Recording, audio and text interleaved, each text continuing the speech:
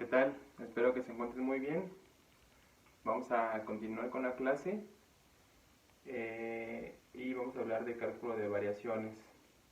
En la clase anterior nos quedamos en esta parte. Habíamos comentado que tenemos nosotros una función f de x estando en el conjunto de las funciones, el cual está determinado por este C2. Eso quiere decir que son el dominio de las funciones, que es funciones que tienen una primera y segunda derivada y que son continuas estas derivadas. Y considere el funcional, que lo nombramos como j de x, igual a la integral que va desde t0 hasta t1, que es nuestro plazo de análisis, nuestro intervalo de análisis, t0, t1, empieza en t0 y te acaba hasta t subíndice 1, de la función f de xt, x punto en t y la variable t. Recordemos que x punto en t es la derivada de la función x respecto a t. Y bueno, todo está integral respecto a t. Entonces nuestro objetivo, para cerrar esta idea que teníamos, pues va a ser encontrar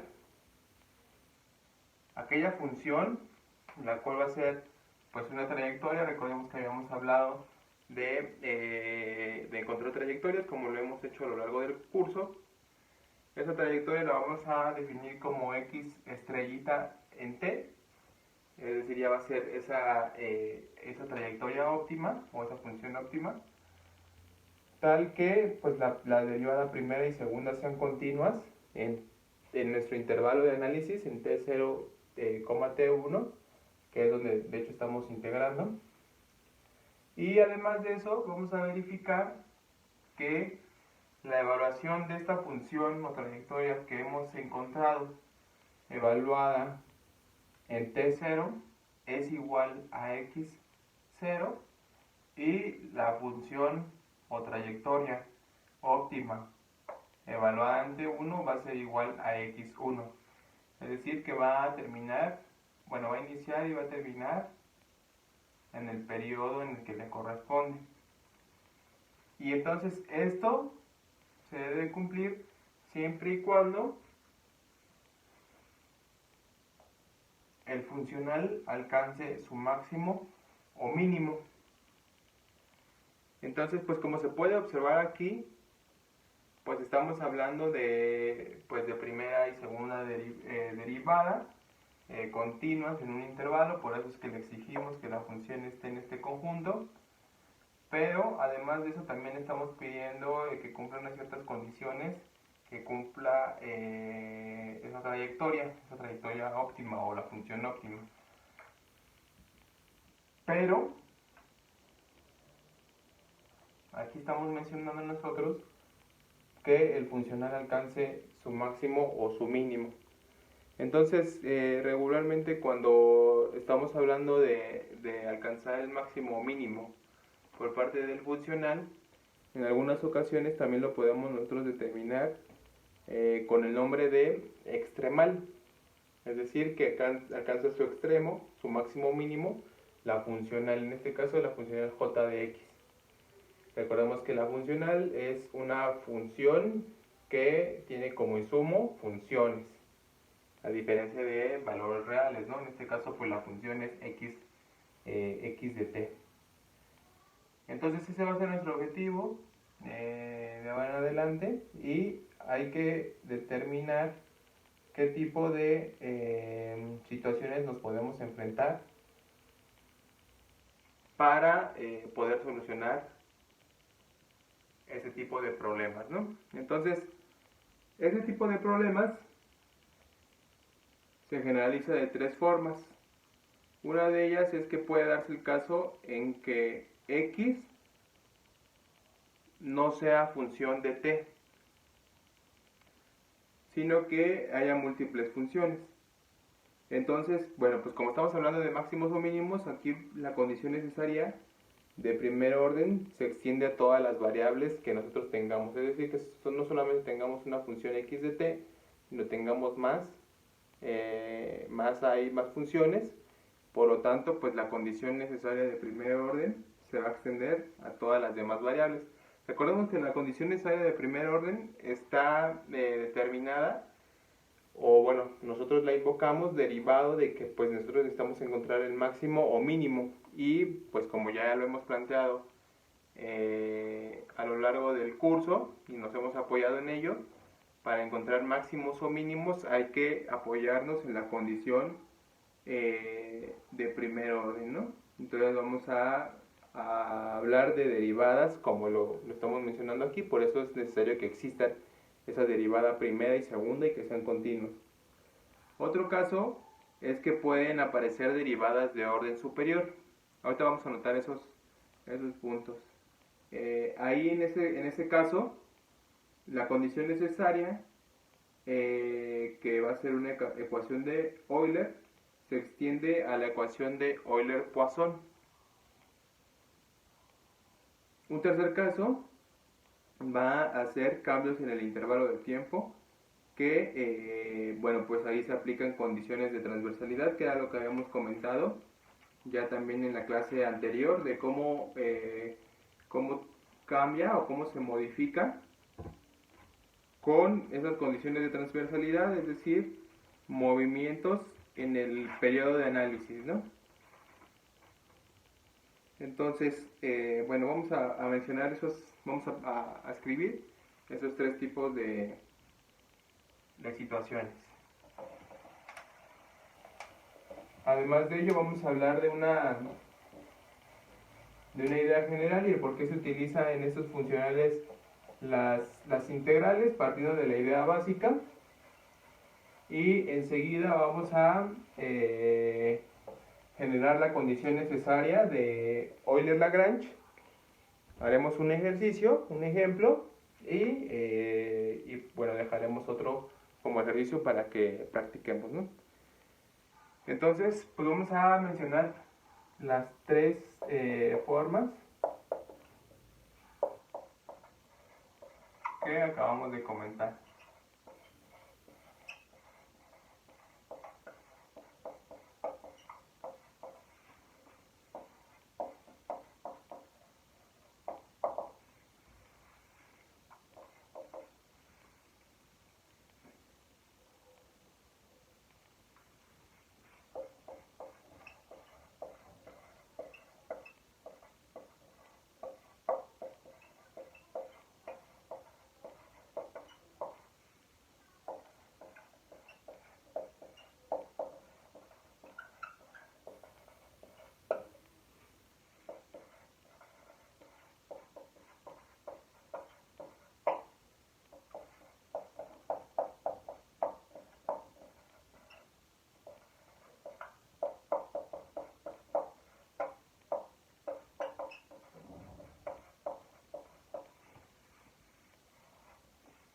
Puede darse el caso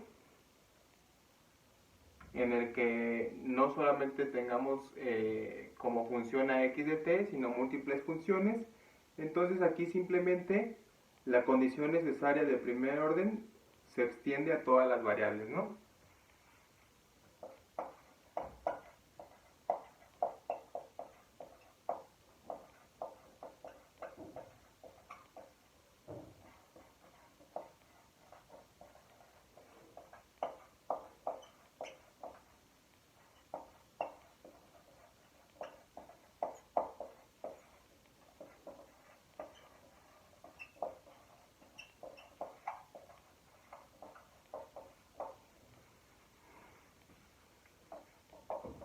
Como les mencionaba, en un momento vamos a hablar de esa condición necesaria de primer orden, esa condición de Euler-Lagrange.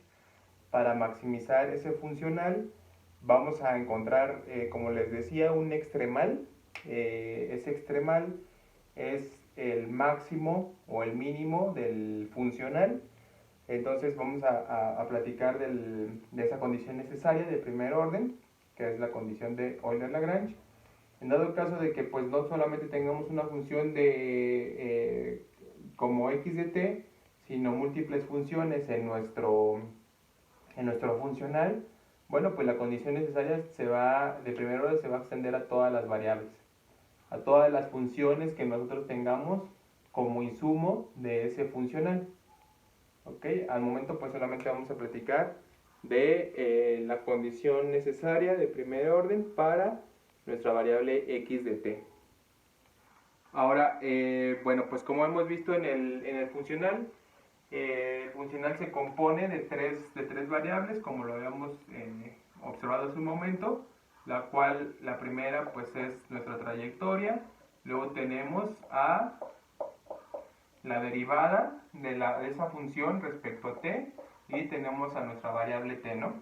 Entonces, bueno, puede darse el caso en el que no solamente tengamos la derivada de primer orden, es decir, la derivada de x respecto a t, sino que tengamos unas derivadas de orden superior. Eso también puede darse. Por lo tanto, vamos a mencionarlo aquí, que pueden aparecer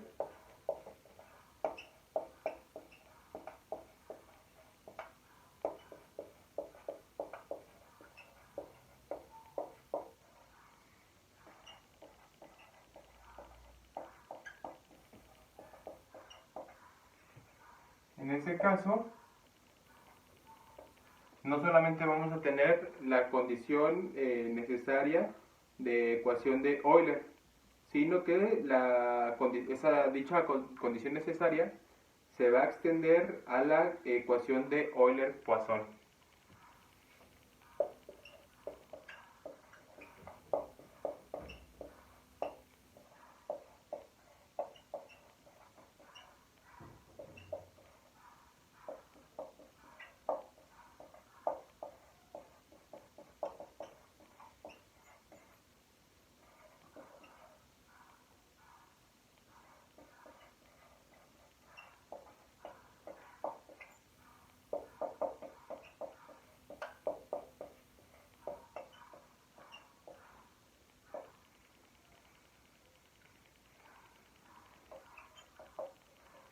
Una tercera forma, un tercer caso, es que bueno, pues nosotros tengamos cambios en el intervalo de tiempo.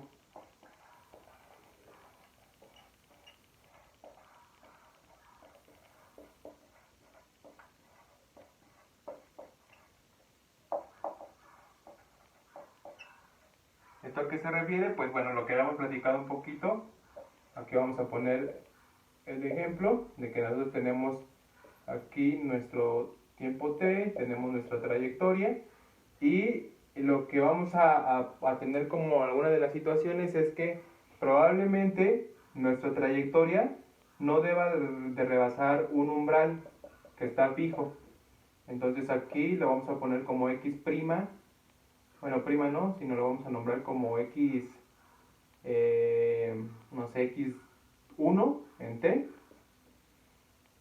Es decir, que la trayectoria no debe de rebasar este valor. Por lo tanto, pues si nosotros empezamos en este punto, pues bueno, podemos tener una trayectoria, pero no rebasar este límite que está fijado aquí. Entonces, esta es una condición de transversalidad donde fijamos como un punto fijo, o mejor dicho, un límite fijo en nuestros valores de la función. Entonces también hablaremos ya más adelante de esta condición de transversalidad para fijar ese límite, ¿no? Ahí hablaremos un poquito de las condiciones terminales alternativas. Bueno, aquí tenemos una línea terminal horizontal. Entonces, pues bueno, vamos a hablar de estados fijos, en ese caso. Otra de las situaciones que puede pasar es que ahora, en lugar de determinar esta línea horizontal como fija,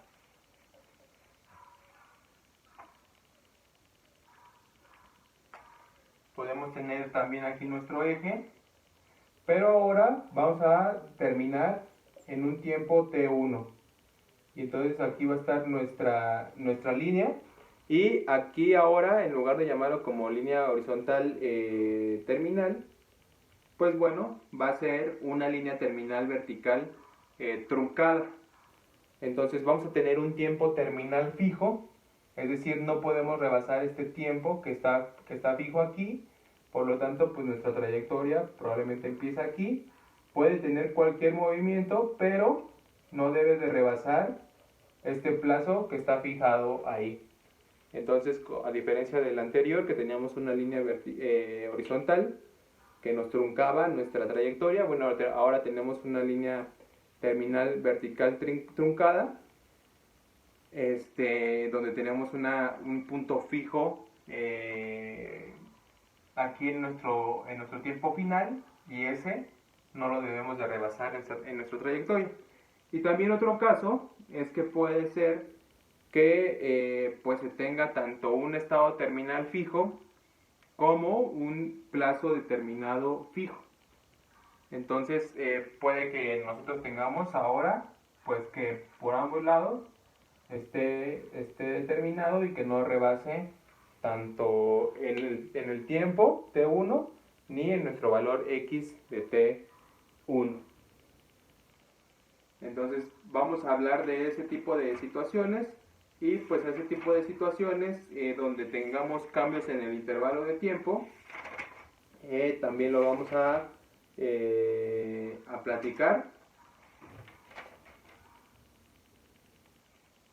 Y ahí pues simplemente vamos a aplicar las condiciones de transversalidad.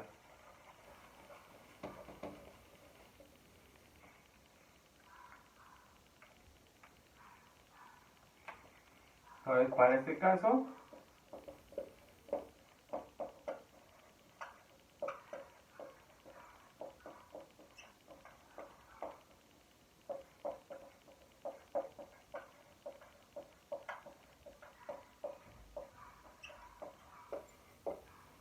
se aplican las condiciones de transversalidad. ¿Ok? Entonces, el problema se generalizará en tres formas. En un resumen, puede darse el caso en que no solo tengamos como función a x de t, sino múltiples funciones como insumo de nuestro funcional. Por lo tanto, la condición necesaria de primer orden se va a extender a todas las variables o a todas esas funciones que nosotros tengamos, esas funciones múltiples de las que sirvan como insumo para el funcional. Esa es una primera forma de generalización. Después, bueno, pues nosotros también lo que nosotros tenemos es que pueden aparecer derivadas de orden superior, que esa es la segunda forma, ¿no? Entonces, la condición necesaria de Euler, que vamos a platicar en un momento, que es la condición necesaria de primer orden, se va a extender a la ecuación de Euler-Poisson. Estas derivadas de orden superior, al momento no las vamos a platicar, simplemente nos vamos a quedar con la ecuación de Euler-Lagrange, para la condición necesaria de primer orden, que ahorita en un momento la vamos a platicar. Y también puede darse el caso o la forma en la que tengamos cambios en el intervalo de tiempo. De las gráficas que ahorita les acababa de mostrar, pues algunas restricciones de condiciones iniciales determinadas ya, tanto para t, que es nuestro intervalo del plazo, o como para la función aplicada a un cierto valor t. Entonces, para esta forma, pues se aplican condiciones de transversalidad y vamos a determinar factores ahí como el hamiltoniano para resolver ese tipo de problemas. ¿De acuerdo? Entonces, esto es lo que tenemos de las formas en las que se puede generalizar el problema del que estamos hablando.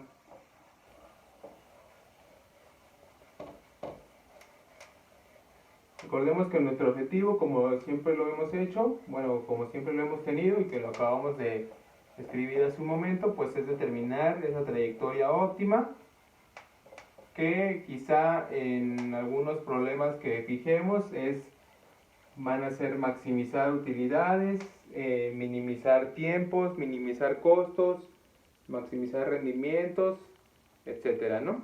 Entonces, hablemos un poquito del problema que por el cual nació este tema del cálculo de variaciones.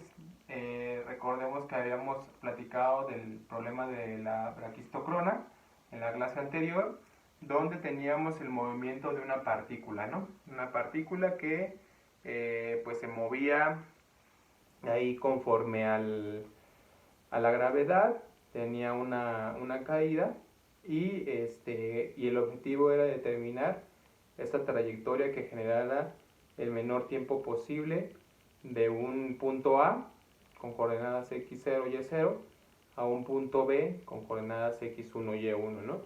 Entonces, pues bueno, vamos a hablar ahorita de la idea básica y el por qué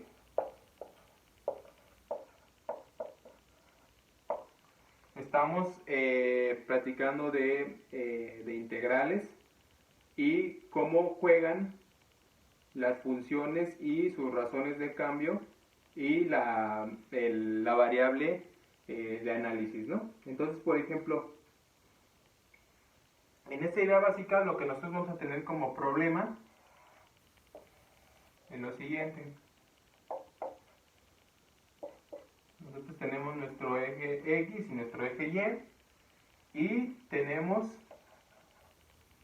aquí un punto A y tenemos un punto B por acá.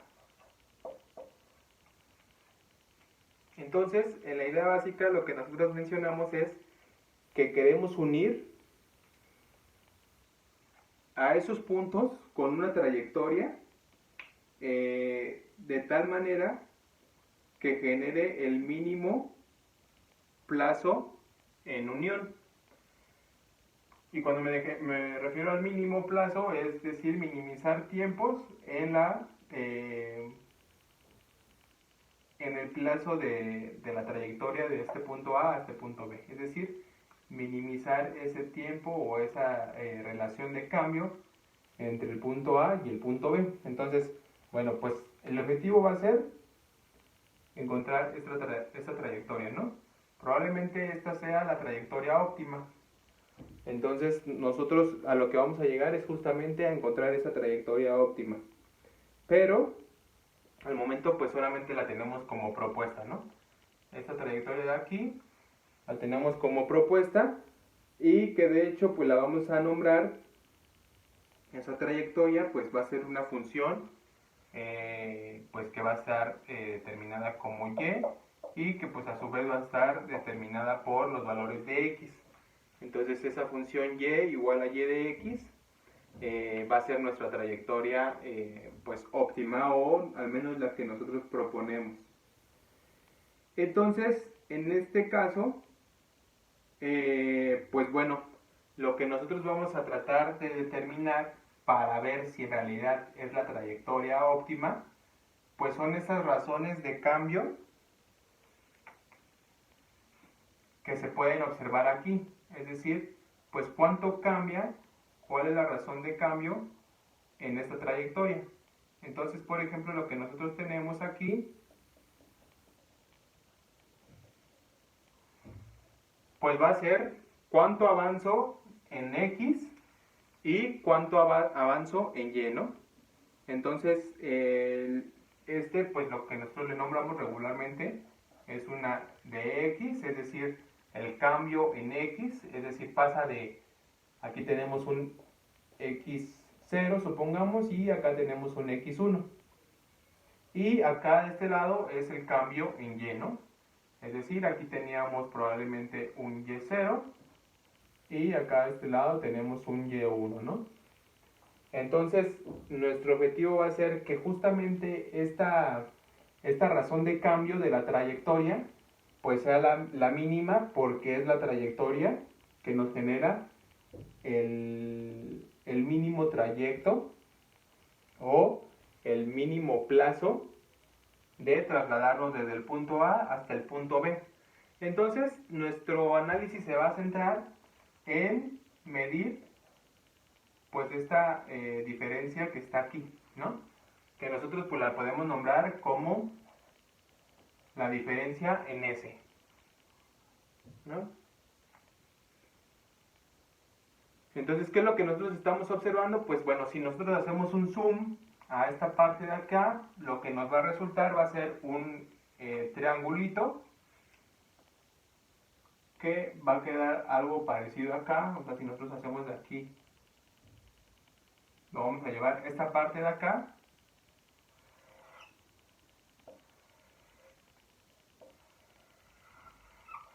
Si hiciéramos un zoom, pero esto como que se refiere a que le estamos haciendo un zoom a esta partecita de acá, entonces lo que nos quedaría es como un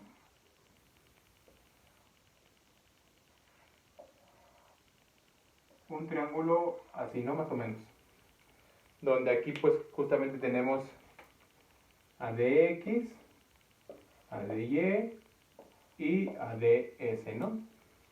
Que nuestro objetivo es pues determinar este ds que está aquí, es decir, la razón de cambio de esa trayectoria.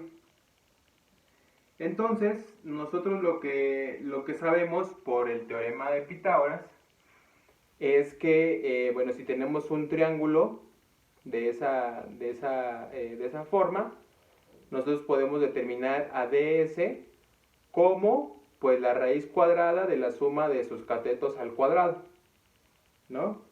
Si nosotros recordamos que tenemos un triángulo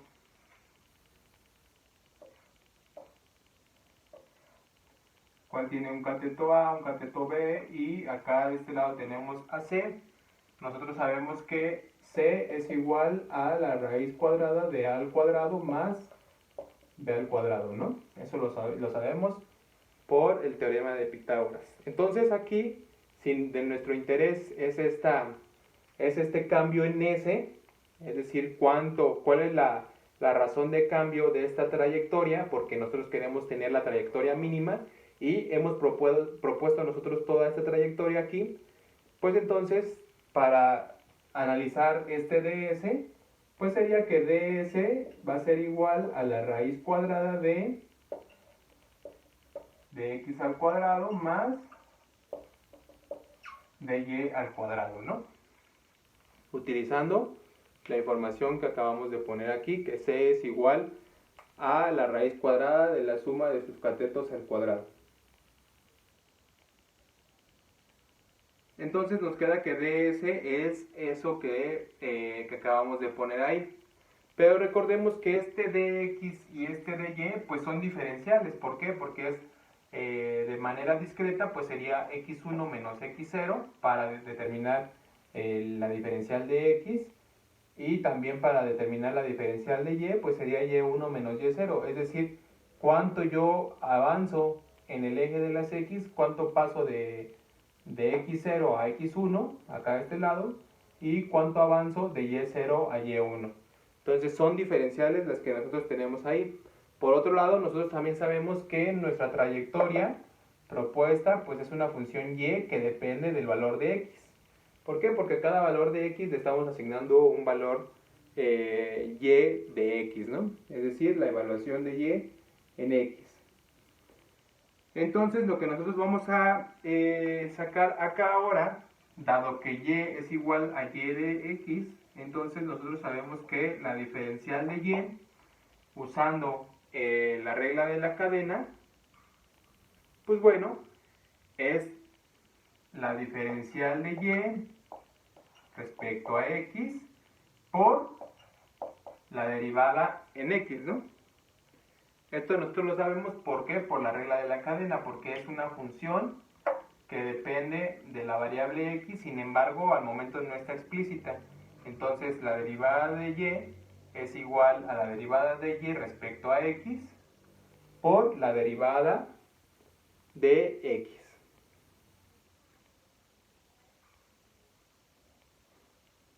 Entonces, en otra notación, si nosotros nos referimos en otra notación a la derivada de y respecto a x, entonces podemos nosotros determinar que dy va a ser igual a y' por dx, ¿no? Aquí lo que nosotros estamos haciendo es que la derivada de y respecto a x es igual a y'. Lo estamos cambiando nada más de notación. Entonces, si nosotros sustituimos acá en ds, Entonces ds va a ser, como estaba determinado, va a ser igual a la raíz cuadrada de x al cuadrado más dy al cuadrado. Si nosotros utilizamos lo que acabamos de definir como dy, o bueno, simplemente desagregando su notación, lo que nosotros tendríamos al final sería que ds va a ser igual a lo siguiente, ¿no?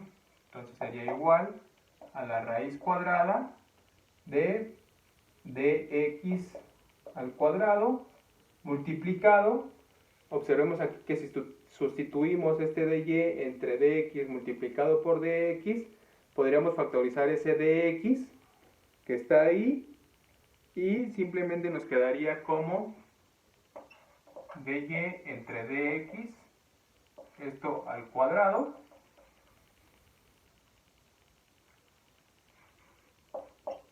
más 1, ¿no?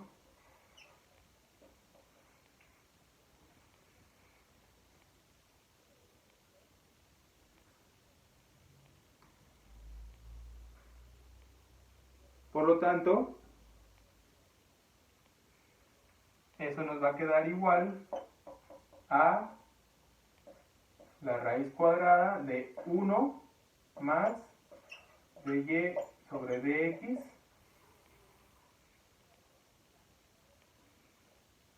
esto al cuadrado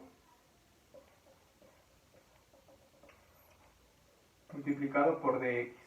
por la dx que estamos sacando, ya la raíz cuadrada que está ahí.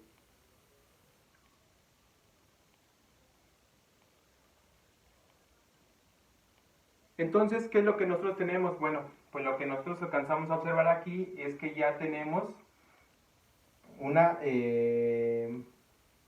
este análisis que acabamos de hacer aquí es simplemente de este pedacito de aquí. Es simplemente de pasar de x0 a x1 y de y0 a y1. Es este ds que tenemos acá. Este solamente es este triangulito. Pero pues falta calcular también todos estos pedacitos para unir a toda esa trayectoria, porque nosotros hemos determinado nada más ese triangulito que está ahí, que es un pedacito que lo nombramos como ds. Por lo tanto, para determinar todo lo que vale s, pues justamente como tenemos pues solamente un pedacito de toda la trayectoria, y para determinar a toda la función, pues nosotros integramos a esa función en todo el plazo que necesitemos. En este caso, pues lo necesitamos desde A hasta B. Entonces lo necesitamos desde A hasta B y ya tenemos la determinada la función, la cual está aquí en este pedazo, ¿no? Que sería la integral de esa trayectoria. Pero de manera general, lo que simplemente nos quedaría es que sería una función, como se puede observar aquí, va a ser una función que dependa de y, que dependa de la derivada de y que dependa de la variable, en este caso de x. Y nosotros vamos a integrar todo respecto a x. Y entonces nuestro objetivo pues siempre va a ser encontrar a esta y que está aquí. Entonces, esta idea general se las he comentado hasta el momento, derivado de que, bueno, necesitamos establecer el por qué se hace este análisis y por qué el nacimiento pues, de esta funcional derivado de una tasa de crecimiento que podemos observar aquí, dado que hemos propuesto esta trayectoria como la trayectoria óptima. Entonces aquí simplemente lo que quería que observáramos es que al final nos queda ya una función la cual depende tanto de y como de la derivada de y respecto a x, y también depende de x, que es más o menos lo que acabamos de expresar aquí, que en el funcional nos va a quedar la integral desde a hasta b, que es todo el plazo que hemos determinado, de una función que depende de y de x, y que vamos a integrar respecto a x. ¿De acuerdo? Que es más o menos lo que hemos definido en los funcionales que hemos ya considerado anteriormente.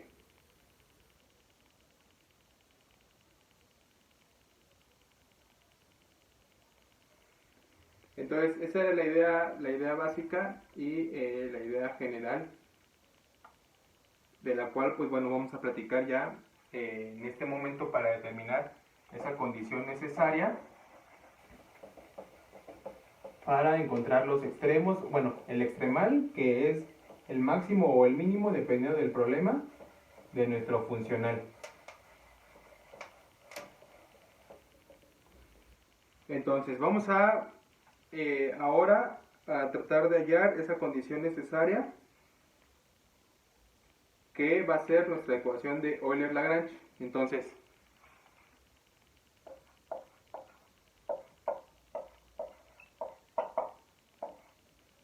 vamos a definir un funcional, el cual va a ir desde A hasta B de la función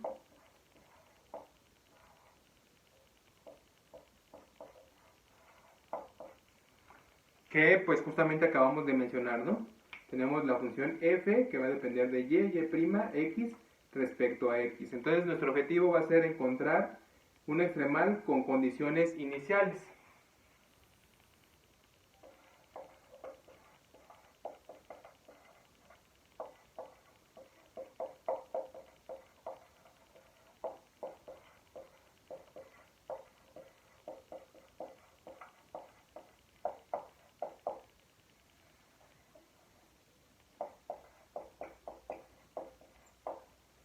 Las condiciones iniciales van a ser que las evaluaciones en los extremos de nuestra integral sean unos puntos fijos, ¿no? Entonces, que la evaluación de y en A sea igual a y que la evaluación de y en B sea igual a B, ¿de acuerdo? Como lo que habíamos platicado hace un momento, que deben de cumplir esas condiciones en el objetivo que determinamos, ¿no? En aquel entonces lo habíamos determinado como X, X estrellita, esa trayectoria. Entonces, pues bueno, nosotros necesitamos calcular ese extremal y pues bueno, vamos a determinar una condición necesaria, que va a ser nuestra condición de Euler-Lagrange, pero nos vamos a apoyar pues justamente en como lo hicimos gráficamente, en calcular esas diferencias de nuestra función. ¿De acuerdo? Entonces lo que vamos a decir aquí es lo siguiente.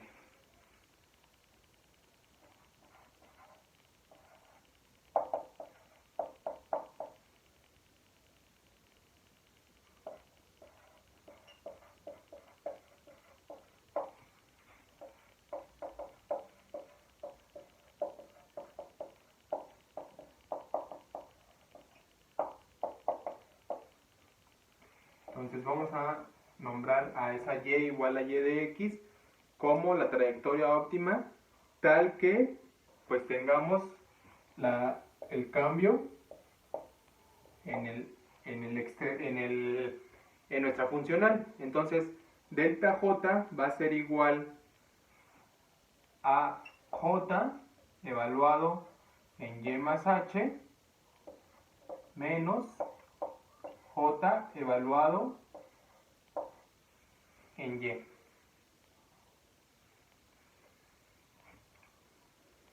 acuerdo? Entonces, pues bueno, vamos a tratar de calcular estas diferencias, que esto lo que nos está diciendo es básicamente lo que habíamos hecho con el triángulo que acabamos de definir como ds, porque ds era nuestra diferencial o nuestra razón de cambio en esa trayectoria s. Aquí lo que estamos haciendo es, bueno, cómo cambia la funcional si nosotros le sumamos un pedacito h, ¿no? Entonces, j en y más h menos j en y, vamos a ver cómo, qué nos otorga esta relación, esta diferenciación, y con ello a tratar de generar una condición necesaria, dado que sabemos que nuestras condiciones para encontrar máximos y mínimos, pues es que nuestra diferencia, justamente esta, pues sea igual a 0, recordando nuestros cursos anteriores, ¿no? Entonces, bueno, nosotros vamos a calcular esto. Entonces sustituimos los valores correspondientes. Entonces delta en j va a ser j en y más h. Aquí tenemos j en y, entonces es la integral desde a hasta b de f en y más h, y' más h' x respecto a x menos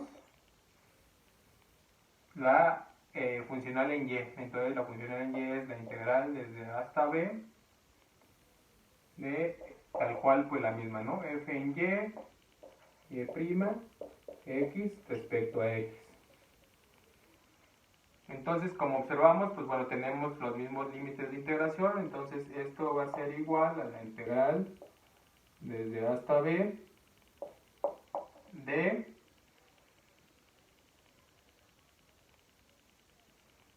la resta entre estas dos funcionales, ¿no? Entre estas dos funciones, perdón, f en y más h, y' más h', x menos f en y' x y todo respecto a x.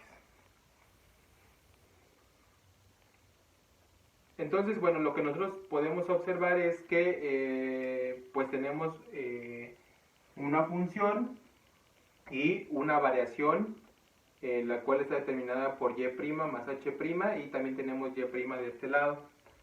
Entonces vamos a nosotros aplicar para encontrar esa solución, vamos a aplicar una serie de Taylor para encontrar lo que vale f de y más h, y' más h' y x, ¿no?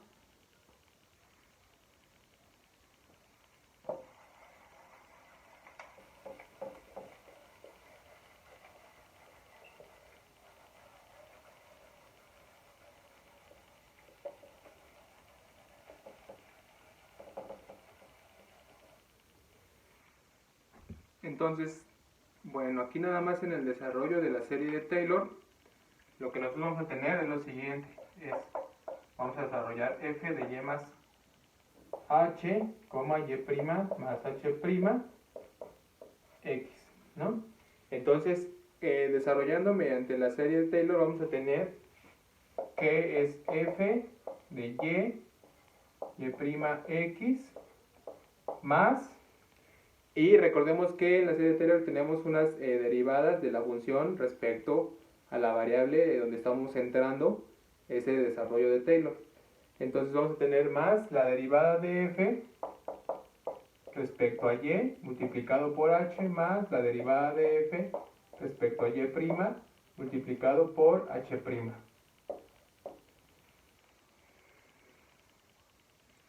Luego, más 1 entre 2 factorial y tenemos las segundas derivadas en esta parte de acá. Entonces nosotros tenemos la segunda derivada de f respecto a y al cuadrado multiplicado por h al cuadrado más, y nosotros tenemos aquí también la segunda derivada de f respecto a y', la segunda derivada de y' multiplicado por h' al cuadrado, ¿no? Y bueno, pues aquí tenemos los siguientes términos correspondientes a los siguientes valores de los siguientes exponenciales. Pero aquí nuestro análisis se va a centrar simplemente en la parte lineal, es lo único que nos interesa. Entonces, esto que está acá, lo que sigue de los demás exponentes, lo vamos a nombrar tal cual como un valor residual, y simplemente nos vamos a quedar con esta parte de acá, acá arriba, ¿no? Por lo tanto, lo que nosotros vamos a tener es que f en y más h, y' más h' x va a ser igual a f de y', x más la derivada de f respecto a y multiplicado por h más la derivada de f respecto a y' multiplicado por h', y toda esta parte lo vamos a nombrar como una función g, la cual pues bueno tiene como variables a y, tiene a y, h', h y x, ¿no? Esa g simplemente es todo lo que recaba de la información de la otra parte de la serie de Taylor.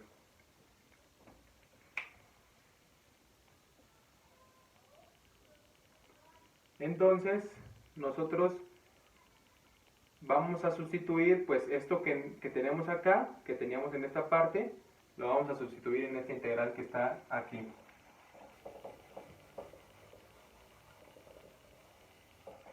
Entonces esa no la borramos porque es nuestra delta j.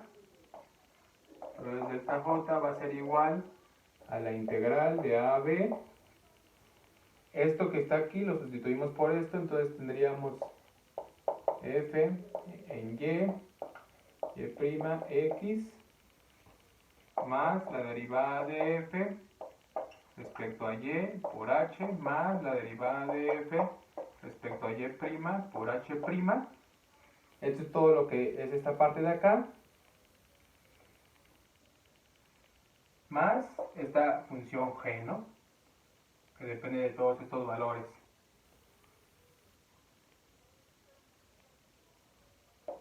Menos esta función, de hecho esto lo vamos a nombrar, a poner entre paréntesis, y aquí vamos a poner un corchete, menos esta función f de y, x, y todo esto respecto a x.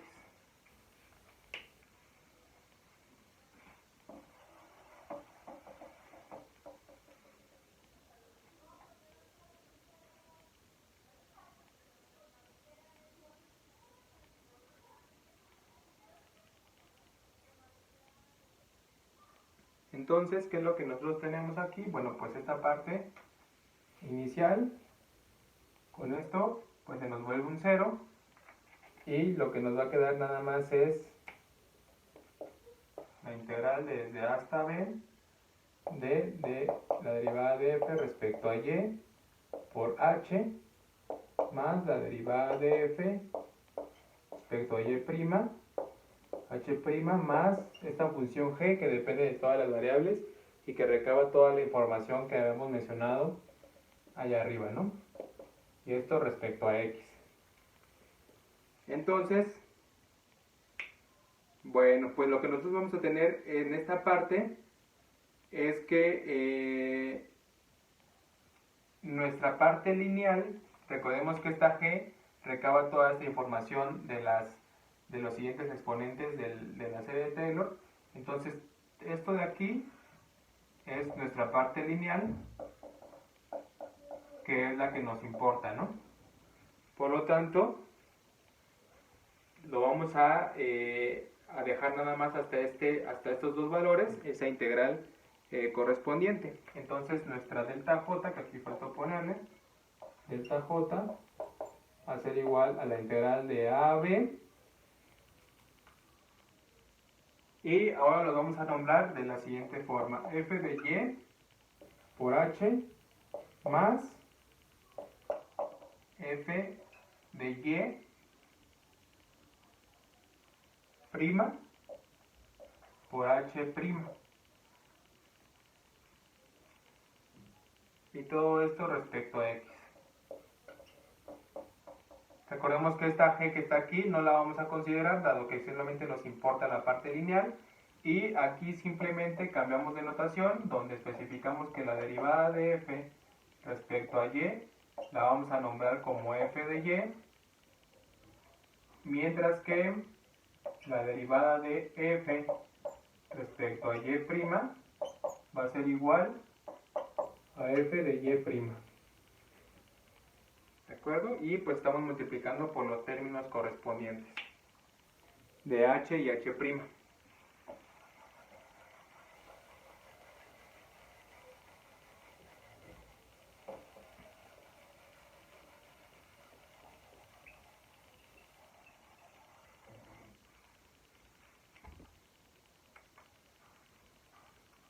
Entonces, lo que nosotros vamos a tener aquí, pues ya es esta expresión de delta J, y vamos a necesitar nosotros, como lo habíamos dicho, que pues delta J sea igual a 0. Entonces esto implica que la integral desde A hasta B de f de y h más f y' h' respecto a x, todo esto sea igual a 0, ¿no? Porque esa es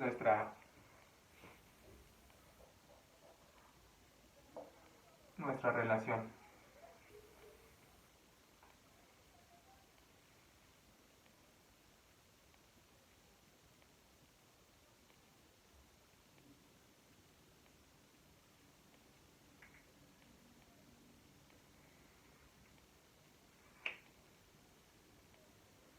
Entonces, bueno, si nosotros tenemos lo siguiente, si tenemos funciones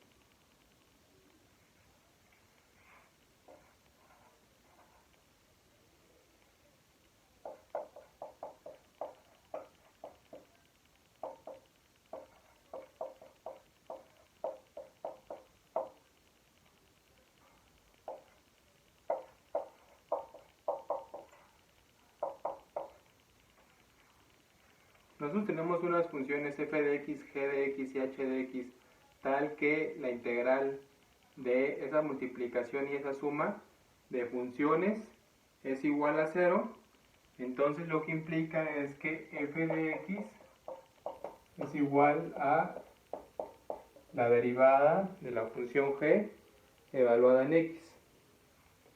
Por lo tanto, si nosotros aplicamos eso en el ejercicio que nosotros tenemos, porque pues, observamos que tenemos la multiplicación de funciones y de las derivadas que se pueden observar ahí. Entonces, lo que nosotros vamos a observar es que f de x va a ser igual a g' de x, por lo tanto, lo que vamos a tener es que f de y va a ser igual a la derivada respecto a x de f y'.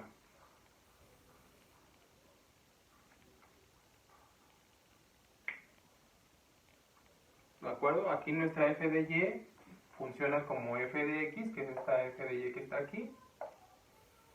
Y esta g de x que está aquí funciona como f y', pero esta es la derivada respecto a x. Entonces la derivada respecto a x de f de y', que es la derivada de g respecto a x.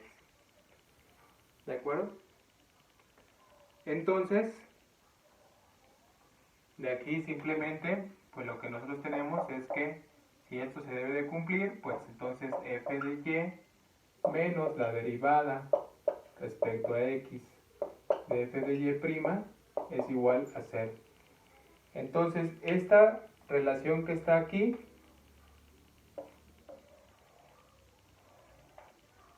se le conoce como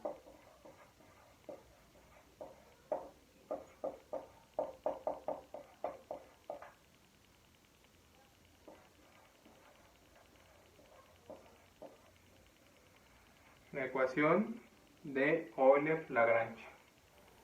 Entonces, esta relación que observamos acá es la que nos va a determinar cómo encontrar el extremo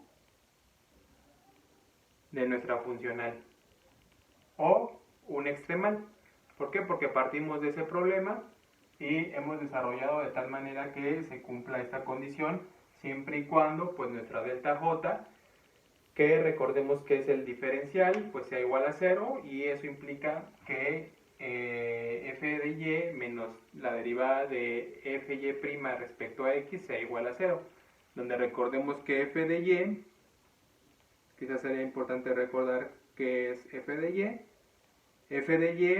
o f subíndice y, pues es la derivada de f, aquí lo vamos a poner,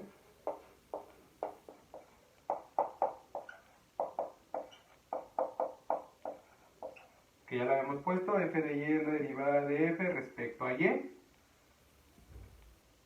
fy' es la derivada de f respecto a y'.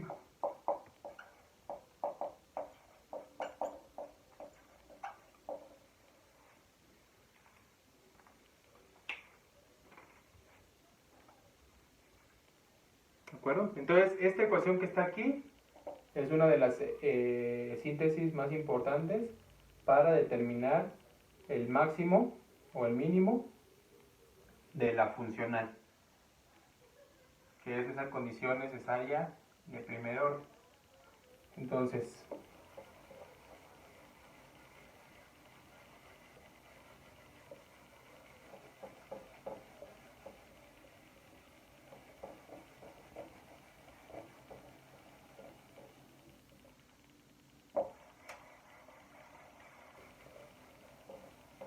bueno, vamos a ver un ejemplo.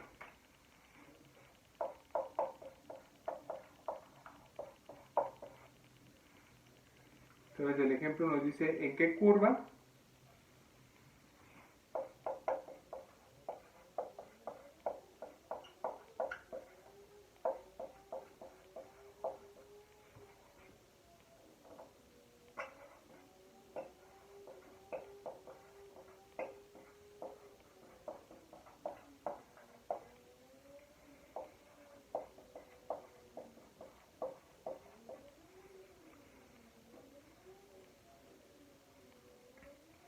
y nos dice el problema en qué curva puede alcanzar su extremo la funcional, y nos dan la funcional, la cual es una integral de 0 a 1 de y al cuadrado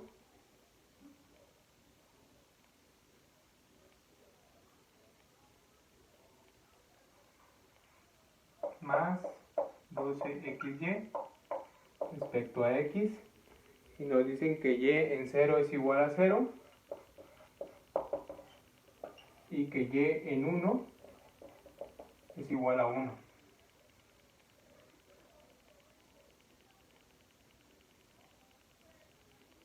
Entonces, pues bueno, recordamos que de manera general, para solucionar esto, recordamos que nuestro funcional en y, pues regularmente está determinado por la integral desde a hasta b de f en y'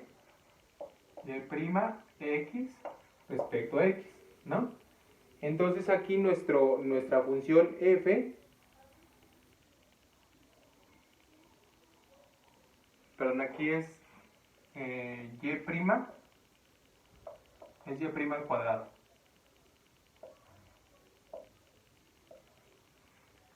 Entonces nuestra función f es igual justamente a y' al cuadrado más 12xy. ¿De acuerdo?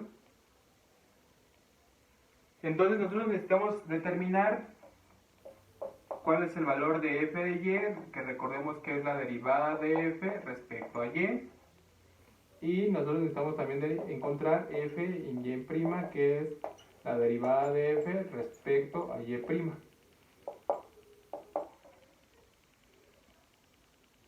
Entonces la derivada de f respecto a y, sabiendo que f es igual a esta ecuación, entonces esto es una constante respecto a y, porque este es y'. Entonces nada más tenemos que es igual a 12x, ¿no? Mientras que la derivada de f respecto a y', esto de acá ahora es una constante respecto a y', y nos quedaría simplemente 2y'. Entonces la condición de Euler-Lagrange lo que nos decía para encontrar ese extremal es que f en y' menos la derivada respecto a x de f de y, perdón, al revés, f en y menos la derivada de f y' respecto a x, pues es igual a 0, ¿no?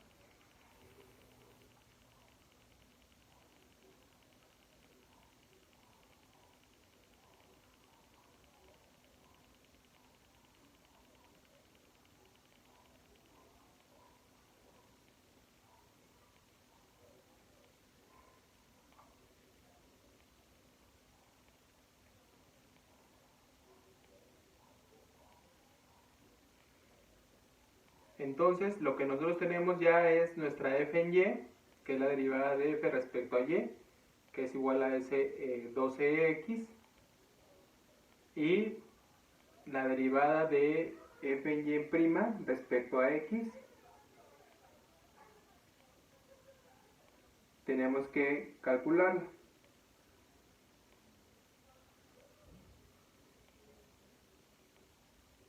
Entonces, bueno, entonces si nosotros sustituimos aquí f en y es igual al 12, bueno, nos faltaría encontrar de aquí la derivada respecto a x de f y', ¿no? Eso va a ser igual, bueno, pues nosotros sabemos que la derivada de f respecto a y' es igual a 2y', pero a su vez también sabemos que y depende de la variable x. Entonces, eso lo que nos va a otorgar es que la derivada de x respecto, perdón, la derivada de f de y' respecto a x va a ser igual a 2 veces y', ¿no? O la segunda derivada de y respecto a x, porque y', recordemos que es la derivada de y respecto a x. Entonces, si volvemos a derivar respecto a x, es la segunda derivada de y respecto a x, que la podemos nombrar como y'. ¿De acuerdo?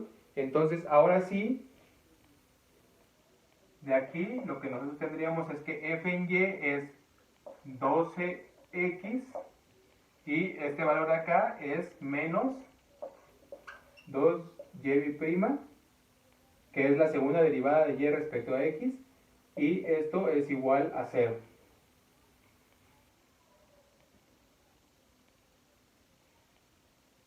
Entonces, pues bueno, recordemos que nuestro objetivo es encontrar la trayectoria en y, que es la que está aquí, ¿no? Que es nuestra función objetivo. Pero ahí, como podemos observar, tenemos pues una ecuación diferencial de segundo orden que está igualado a nuestra variable 12x. Entonces, bueno, simplemente nosotros podemos despejar de ahí y nos quedaría lo siguiente. Nos quedaría que 2y', vamos a ponerlo así, y' va a ser igual, este 2 lo vamos a pasar dividiendo, entonces va a ser igual a 6x, ¿no? Entonces, para sacar y' tendríamos que integrar esa parte de ahí. Por lo tanto, pues nos quedaría simplemente como y' igual a 3x al cuadrado, más la constante de integración. ¿De acuerdo? Porque estamos ahí integrando de ambos lados. Respecto a x, claro. Y enseguida, lo que nosotros vamos a tener es que y, si volvemos a integrar, va a ser igual a x al cubo.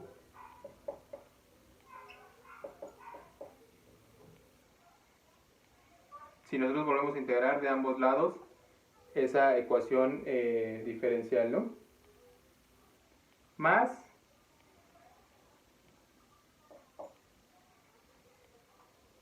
C1 por X más la segunda constante de integración.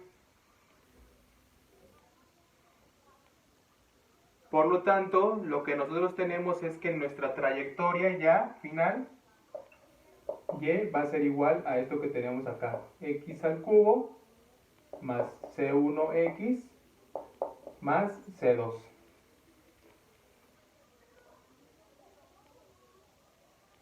Entonces ahora nosotros evaluamos en las condiciones iniciales. Nos dicen que y en 0 es igual a 0, por lo tanto si evaluamos en 0 aquí nos quedaría que C2 y en 0 igual a 0. Esto lo que implica es sustituir el 0 en la x, entonces lo que nos implicaría es que C2 es igual a 0. Por otro lado nos dice que y en 1 es igual a 1. Esto lo que nos implicaría es que, bueno, ya C2 es igual a 0, entonces es 1 más C1 igual a 1, entonces esto nos implicaría que C1 también es igual a 0. Por lo tanto, nuestra trayectoria final va a ser igual a y igual a x al cubo. Y ese es nuestra solución de extremo. Entonces, por lo tanto, si nos preguntan en qué curva puede alcanzar su extremo la funcional, nuestra solución es que en la curva de x al cubo, y igual a x cúbica.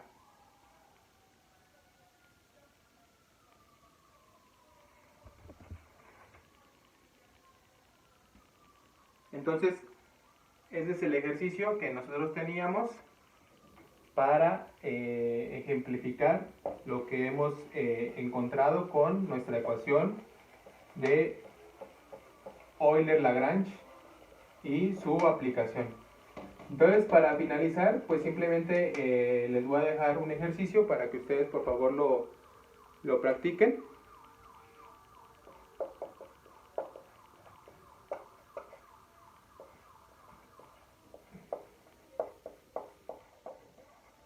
Entonces dice lo siguiente: una empresa tiene un pedido de n unidades.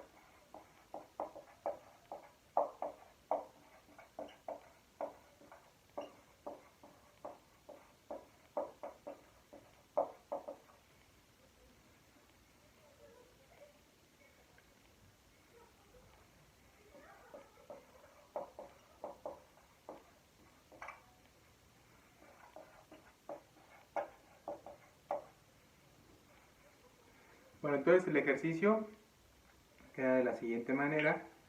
Hay una empresa que tiene un pedido de N unidades que debe surtir en un tiempo por determinar, ¿no? Vamos a denotar a x de t el número de unidades producidas en el intervalo 0, t. Lo que nosotros sabemos es que la función de costos o el costo en el tiempo está determinado por esta función que tenemos acá, que es 2x más x' al cuadrado, con condiciones iniciales de que x en 0 es igual a 0 y x en 1, es decir, en el tiempo t igual a 1, es igual a n. Hay que encontrar la curva en donde alcanza el mínimo en sus costos. Y bueno, pues para ello pues hay que aplicar la ecuación que acabamos de ver, ¿no? Entonces, pues lo que nosotros necesitamos encontrar acá es una trayectoria x que va a estar seguramente en función de t, porque es el tiempo, y seguramente también de esta n, porque pues se alcanza a observar ahí que esa n es una variable que no está determinada al momento. Entonces nosotros lo que necesitamos encontrar es una x de t, que esté en función de t, que esté en función de n, y que pues nosotros vamos a despejar esas constantes de integración con las condiciones iniciales que tenemos aquí. Entonces, por favor, realicen este ejercicio para practicar y hasta aquí dejamos la clase del día de hoy. Cualquier duda o comentario,